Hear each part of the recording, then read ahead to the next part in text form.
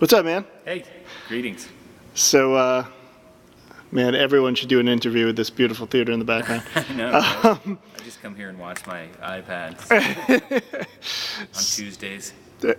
Tuesday afternoons, I'm sure it's free, It's right? hang. So we're in Portchester, New York, which home of the Capitol Theater now. Yeah. Beforehand, I think it was the home of Costco. So Right. It's kind of put Pocho back on the right. back on the map.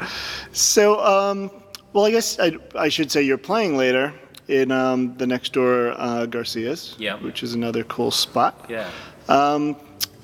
Before we get into touring and all that stuff, I know that you just put out your album that you funded via Kickstarter, and I guess Kickstarter's it's been in the news for a while, Yeah. but for the past, I think, 2 weeks, it's kind of been in the news for the wrong reasons, with Zach Braff doing, his movie, and should rich people use it as a source? But I mean, Right. You raised $40K there, and you're kind of paying it forward a little bit. So talk to me a little bit about it. Yeah, we are. I mean, so, like many working musicians, we feel lucky every time we're able to squeeze out a record, and it's always kind of the artistic part is somehow, oddly enough, the easy part, and the challenging part is figuring out how to get it out there. So for us, Kickstarter was just a great mechanism to do that. And I've said this in other interviews, but it's true. It was so much more than just about the cash. It was really about, it forces you as the artiste to be creative about, sort of promoting yourself and exposing the full spectrum of your process and your organization, and not just this one singular thing, the disc. And in the process, I really got to know the fan base in a much more intimate way, and in some cases, individuals who had sort of known me for years, and turn that on its head and really create some personal relationships. So it was great. And in terms of the paying it forward part, we figured, hey, we more or less funded the thing in advance, so we'll give it away. So if you go to aodust.com, if you go to our website, you can download the whole record for free. That's badass, because I feel like you could have been a little bit, I don't want to say greedy, but you could have, it's not greedy, it would have been totally normal to just charge money for an album that you had made. Yeah. I think that's pretty nice that you at least acknowledge the process a little bit, and it's not just for Kickstarter backers, right? I mean, No, it's pretty much, it's free for everybody. It's for anyone. And it, to be totally honest, it's not totally selfless, right? I mean, Yeah. On an emotional level, like, we all do it to be heard, to have a voice, and to share what we've got, to say. And so you kind of, while money is a necessary evil, it's more about sharing your, it sounds a little grandiose, but it's true, sharing your art with the people that get it, Right. And we're small enough that there's got to be a lot of people out there that don't even know who we are. Yeah. Well, let me ask you this. Was there any different approach going into the studio and recording an album that was funded by fans versus, spending your hard-earned cash?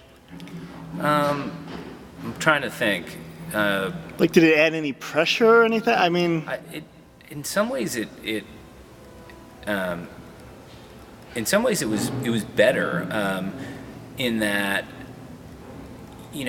there's this celebration that's going on when you're making a record, and this anticipation that is half of the buzz, and it's like the thrill of the hunt is better than the kill sometimes. Yeah.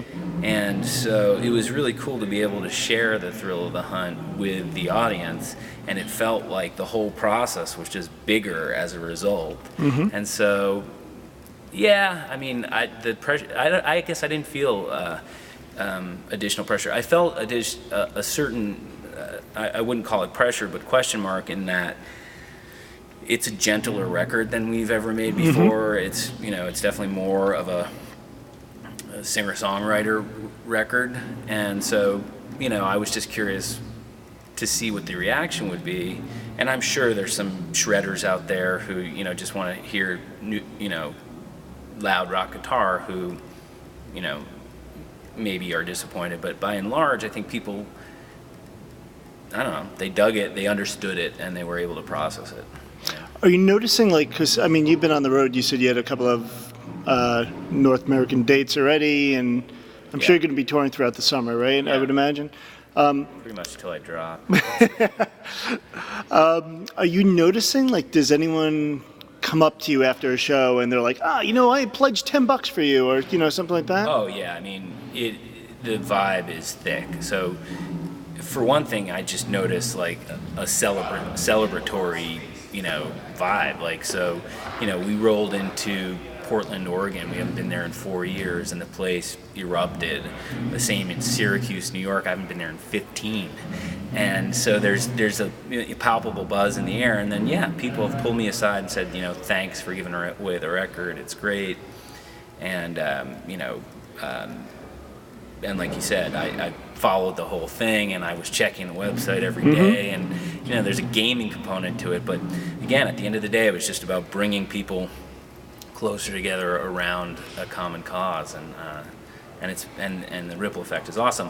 And what's also amazing, and this happens to some extent with any record, but it happened more with this record, is to, you know, go out and play the songs. And for the last 2 records, we wrote songs for the records, whereas prior to that, my whole career, I just played the songs and eventually chose the ones from the live performances that we liked and did it. So there were surprises, but so to see people singing the lyrics back to you for songs that you've never performed is, you know, that's incredibly That's rewarding. awesome. Yeah.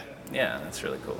And you've kept in touch with I guess not just backers. I mean, I get the sense, just knowing you for maybe 10 minutes, that you were pretty engaged already with, like, the Twitter sphere and the and Facebook fans. Like, you kind of already engaged with them. Yeah, I think it gave me insight into sort of, you know,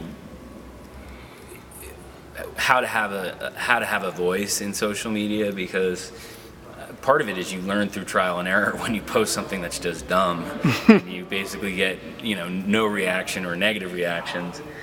But yeah, I count myself as fairly plugged in, and I've definitely enjoyed, you know, refining that and growing my voice. Cool.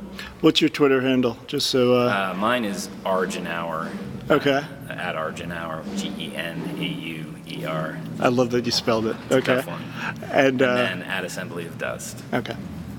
Cool, man. Well, good luck with the tour. Good luck with the album. And I'm totally gonna like the option, because you have to unlock it, right? You said? You have to unlock the record by sort of liking it or sharing it. Really. I love that. I wish there was some way for, like, bloggers to do this too, where it's like, I will post this up for any artist, but you have to guarantee me X amount of hits. Yeah. It's you know, it's a value exchange basically, right? Yeah. And it's not money, but it's social currency that you're Exactly. trading.